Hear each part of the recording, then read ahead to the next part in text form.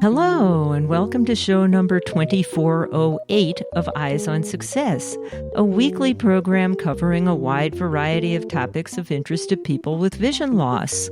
I'm Nancy Torpey. And I'm Pete Torpey. There's a lot of different ways that you can accommodate vision impairment, and just having people to bounce those ideas off of, like, did you try this with a screen reader, or did you have a reader help you? Did you use a scribe, or did you do dictation? How did you do surgery? How did you deliver babies? That kind of thing. And today we'll be talking about how that works in the medical professions. The Disability in Medicine Mutual Mentorship Program, or DM3P, is a grassroots organization that supports disabled healthcare professionals and trainees as they navigate the field of medicine. We'll talk with members Erin, Jarrell, and Suchita Rastogi about why and how the organization was formed and how its members benefit each other. But first, for our tip of the week. This week's tip comes from Erin Jarrell. My tip would be that you often come to a place in life where you get stuck and something happens, you develop a new disability, or you don't get the job or the change that you wanted. And when that happens, I think it's important to view it as a learning opportunity and to use that opportunity and reach out for help. And that tends to be the best way to kind of get over that hurdle, because chances are that someone else has either had the same problem before or can help you brainstorm ways to keep moving forward. And that's part of what we do at DM3P in mentorship, is to make those connections so that people have not only a support group, but a way to move forward and a way to reevaluate how they're going forward. Support for Eyes on Success is provided by Biped.ai, whose smart mobility harness can be worn by the blind to warn of obstacles and assist navigating using GPS in a single device. Demonstrations of the Biped device will be given at the CSUN conference March 18th through 22nd. More information is available at biped.ai.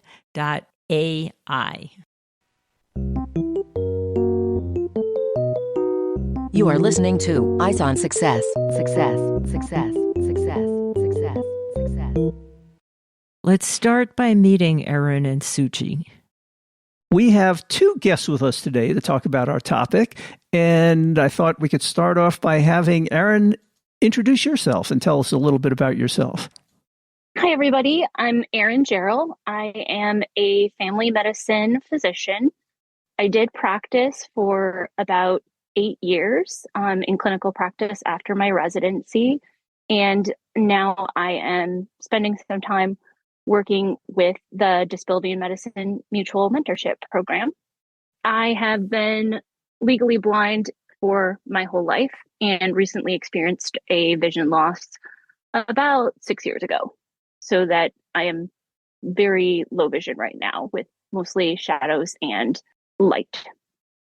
And our other guest is Suchi. You want to tell us a little bit about yourself, Suchi? Sure. Thank you, Pete, for inviting us both here. My name is Suchita Rastogi, but I go by Suchi.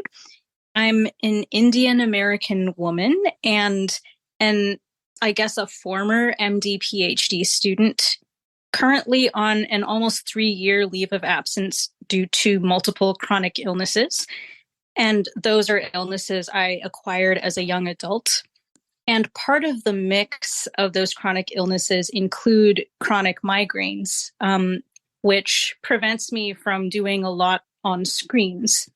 I'm also an active MPH student at the University of Illinois at Chicago. That's a Master's of Public Health? That's correct, yes. Given my lived experience developing these chronic illnesses during training, I ended up co-founding and becoming the executive director of the Disability in Medicine Mutual Mentorship Program, which started in late 2020. And that's what we'll be talking about mostly today. Yes. Support for Eyes on Success comes from our listeners and corporate sponsors.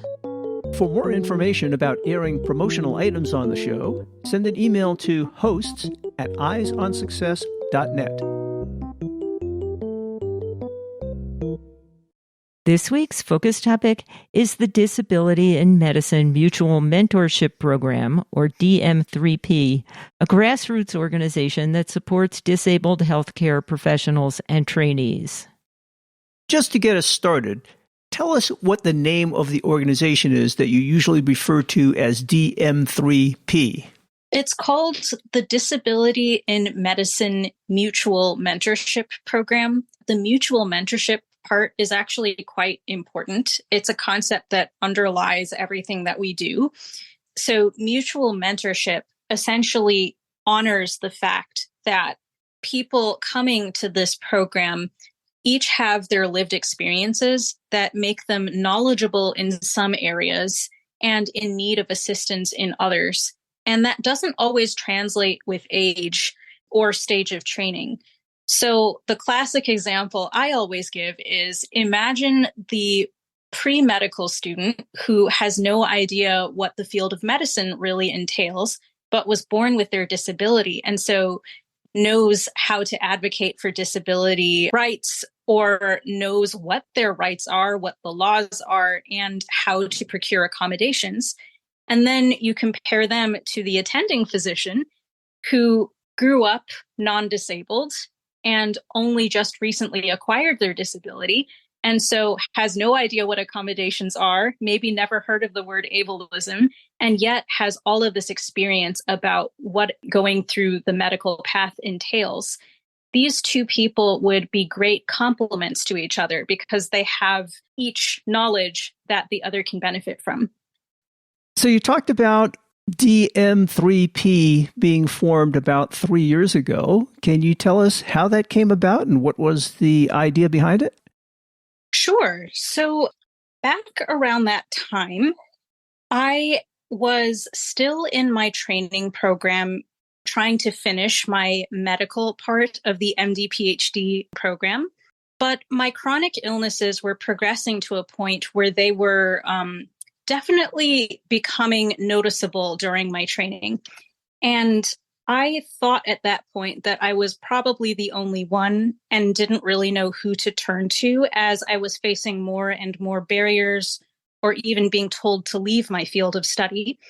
And I turned out to get really lucky because Dr. Peter Poulos, who founded an organization called the Stanford Medicine Alliance for Disability, Inclusion, and Equity. I know that's a mouthful. He had just founded his organization maybe a couple of years prior, and we found one another, and he brought me into his corner and explained how I could advocate for myself, what ableism was, and what was an accommodation anyway. I hadn't even heard of the word before. And I knew there were many people who were not so lucky and did not have a Dr. Poulos in their lives and wanted some way to extend that help to others. So when he approached me about co-founding a mentorship program, I said yes. So now you talk about his program focusing on inclusion. Is that because of people's identities or people's disabilities or umbrella for all different descriptors? I think the inclusion was meant to be disability inclusion. So those two words were meant to go together. But I think it could also be broadly applied. And Erin, how did you come to be a part of the program? I guess it was about a year ago. I finally decided to do a little bit of searching to find other physicians or healthcare professionals with disabilities online. So I just did a Google search and I found a podcast called Docs with Disabilities. And I immediately binge listened to like the entire thing over 4 days. But also in that podcast, Peter Poulos is one of the co-hosts. And I reached out to him and I actually asked him about their annual conference, which is the SMADI annual conference. But then he also connected me with DM3P. You know, it's interesting, as both of you noted, many of people with some kind of disability or they have to do things a little bit differently, they do feel isolated because there aren't a lot of people like them. And they initially start out not knowing about the resources that are available or other people that may have faced the same challenges. And it can be very isolating. So it's a good thing to have a group like this that sort of collects people in one place so they can share their experiences. Yes, agreed. And that was the part I actually didn't know would turn out quite so well when we first founded this. When Dr. Poulos, Dr. Joe Kim, and I co-founded the organization, we kind of just said, okay, we'll open up a Zoom room and Dr. Poulos will talk about something. And if we build it, maybe they'll come. It turns out that one of the strengths of the program is, as you said, people finding one another and building community and finding fellowship. And so a lot of the mentorship happened kind of often without my knowledge. And I later learned about connections people made when they came back and said, thank you for doing this. And I was like, you're welcome. But honestly, it's the community. It's not really me. So initially, this was a new program. I'm wondering how you actually reached out to people and how people knew about you. We did do some outreach in the beginning, but it was actually quite limited. So Dr. Joe Kim, who is the third and final co-founder, he runs a group called the Society of Physicians with Disabilities. And this was founded quite a while ago. And it's essentially this message board that he curates and maintains. And there are a lot of people signed up for it. So he just spammed that and said, hey, this program is starting. And Dr. Poulos reached out through his own networks to people he knew at different institutions across the country. But he didn't really approach too many other institutions. And then people started finding us kind of by word of mouth, and sort of like how Erin found this program later on once Dr. Poulos got featured on Docs with Disabilities. And then the final outlet that I think drew in a lot of people was the SMATI conference that Erin just mentioned a little while ago. And that is the conference that's held once a year, completely virtual, and thousands of people come. I'm not sure how the outreach works for that one, but people heard about the program through there, and so then they came that way. It sounds like by now you probably have quite a following. I'm wondering who you serve. I take it it's not just physicians. No, it's not just physicians. There are people from all different health professions. So far, I've met physical therapists, pharmacists, nurses, social workers, even some people outside of traditional healthcare, such as epidemiologists, anthropologists, even people in engineering. So there's quite a broad range of people who come. They also come from different stages of training. So there are people in undergraduate trying to apply into medical school or nursing school. And then there are people who have left medicine and are either elderly or have gone on to do something else. I was going to ask, what fraction of your members do you figure started practicing whatever kind of medicine, and you listed a lot of fields, after or before they became disabled? So, you know, like Erin had a bit of a visual problem going through her training and starting practicing, and then her vision loss got more significant. And then she found your organization. So I can speak to that a little bit. We make sure that we protect our members' confidentiality. And so we don't keep a list of members and their disabilities or what stage of their disability they are at now or where they were when they entered medicine. But just anecdotally from meetings that I've been to, I'd say that it's maybe half and half. I don't know for sure. There do seem to be more, older physicians that have had vision become worse, but I also have met probably 4 or 5 other people with a congenital visual problem who have low vision that are going through training right now. Tell us a little bit about how the organization works, what resources you offer people, and how you get together to do this mentorship. The mentorship program's core offering and what we offered from the very beginning were monthly meetings that always happen on the third Wednesday of every month in the evening. And there are exceptions to that, but that's our usual time. And they're held over Zoom and last for 90 minutes.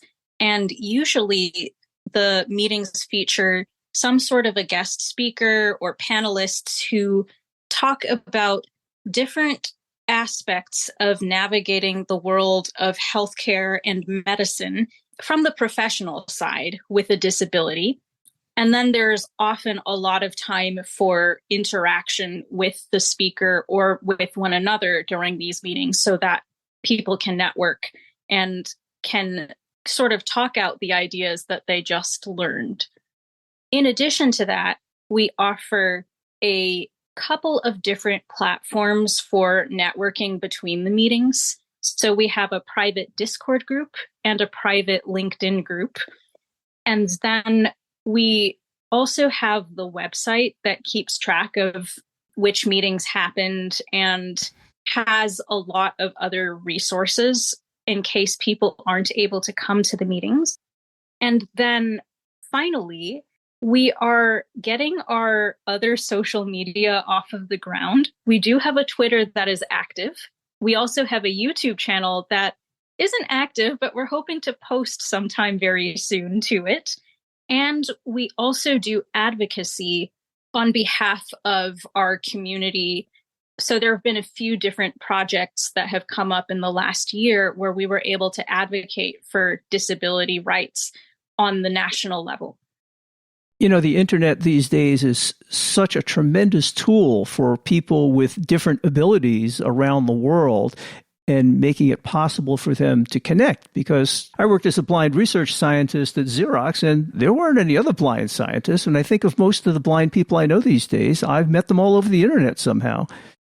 I agree. I feel that my connection to the blind community has strengthened greatly ever since I've been more involved with, social media and searching on the internet and just actually, there's a lot of podcasts that are very, very helpful too. Most of our listeners have visual impairments, but I assume that the kinds of barriers that they run into, you can't do that, you're blind, apply to people with a wide variety of disabilities. You can't do that, you're deaf. You can't do that, you're too short. And your organization includes people with a wide variety of disabilities, correct? Yes, that is true. I don't know, given what Erin said about the fact that we don't collect people's information or don't demand it, I can't really give you a rundown, but I can say that there are a wide variety of disabilities represented among the membership, some of which are not apparent when first interacting with the person, and some of which are very apparent. So yes, it's true. You talked about some of the new initiatives that you're trying to foster, such as posting more to YouTube. Can you tell us a little bit more about what you're hoping for in the future?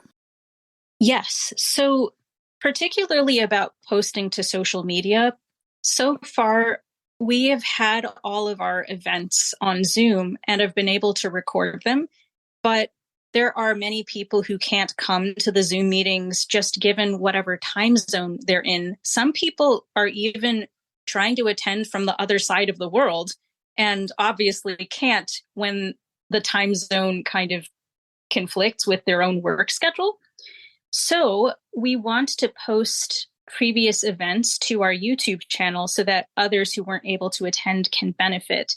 But there is a lot of work that goes into that, including making the videos and the associated slides accessible and making sure that we protect the privacy of our community members who joined, because there are many people who have joined this organization who don't want their institutions to know that they're disabled, or to what extent they're disabled, or even to what extent they've been talking about the barriers they have been facing at said institutions.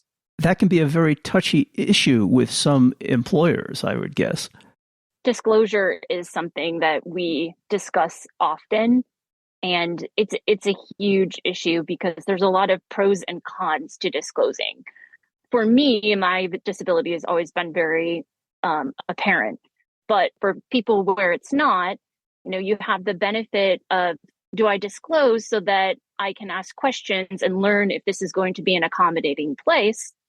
Or do I not disclose because I'm worried they're going to reject me right from the start because they don't want to, have a person with a disability? That's something that is rehashed over and over again, especially within medicine, because doctors are supposed to be the ones that are healthy and well all the time. And that's kind of the set expectation. But in reality, our group tends to have the philosophy that it's actually helpful for a doctor to have been a patient in the past and to have this shared experience with the patient so that they can identify with them and actually recognize some different ways that they could be even more helpful. I think that's good in any field, to be able to see the experience from the other side.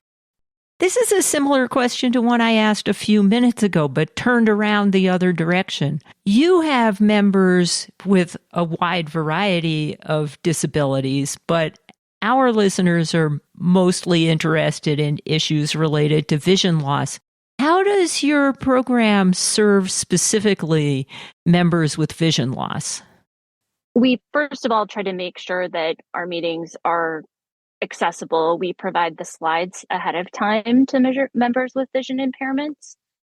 And then we also, during the informal time or even during meetings, a lot of times accommodations that we've utilized are discussed. So I gave a presentation. It was called 2 Steps Forward, 1 Step Back, my journey through life in medicine with a vision impairment.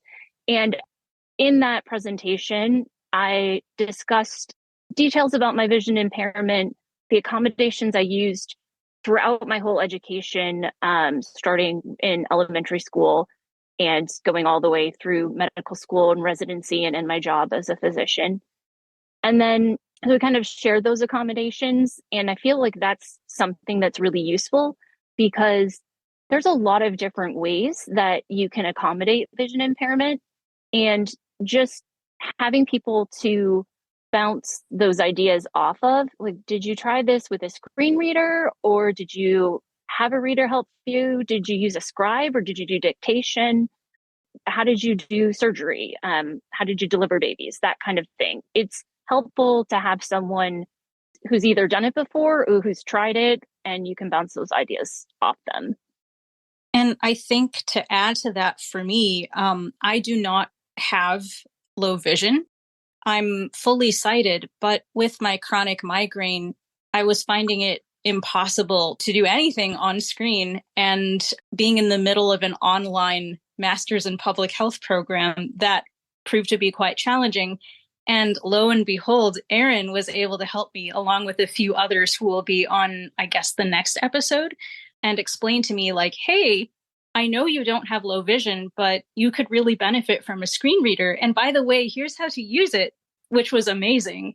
So that's an example, I think, of how one type of disability lends to assistive technology that can be helpful for applications that it wasn't originally conceived for.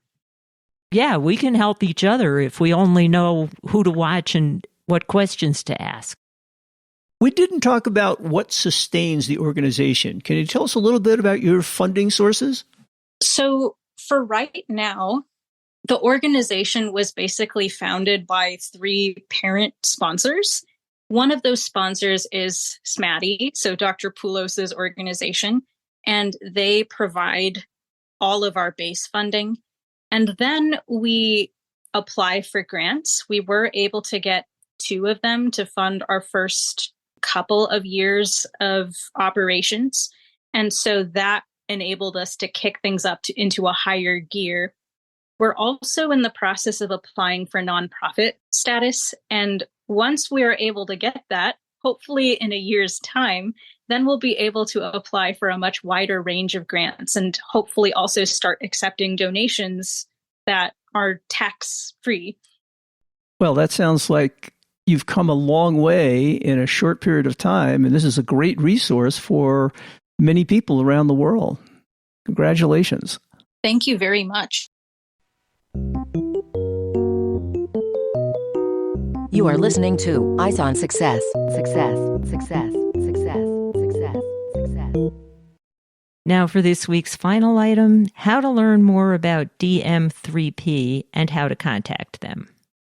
Well, if people want to find out more about the Disability in Medical Mutual Mentorship Program, or DM3P as you call it, where would you direct them? I would tell people to head over to our website, which is https://disabilitymedmentors.org. And the med and the mentors start with an M for Mary. And on the website, there are dark blue Join Us buttons that you can click on, and that takes you to the very brief application that's more like a formality, basically making sure that you're not a robot, essentially, to join the program. So you also mentioned that your organization is very active in various types of social media. Can you review how people would find you there? Yes, of course. So our Twitter handle is at DM3P_social. And then our YouTube channel is at Disability Med Mentors. And you mentioned another organization concerning physicians with disabilities. Yeah, there are actually a couple. So, Erin, I think you mentioned the Docs with Disabilities Initiative. They are an organization founded by Dr. Lisa Meeks.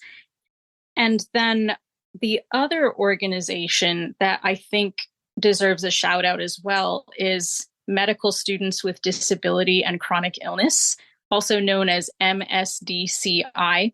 And that's an advocacy organization more than a social one, but it's kind of, I consider it our sister organization. We do a lot of collaborating together, and they also kind of co-sponsored us along with SMATI. As usual, you can find all of that information and much more in the show notes for episode 2408, which is this episode, at www.eyesonsuccess.net. That's it for today's show. Next week on Eyes on Success, we'll be speaking with 3 physicians, Andrea Lendaris, an attending, Bo Barley, a fellow, and Silpa Tadavarthi, a student, about their personal experiences as visually impaired medical professionals or trainees and the impact that the Disability in Medical Mutual Mentorship Program has made in their training and careers. Thanks for joining us this week. Until next week.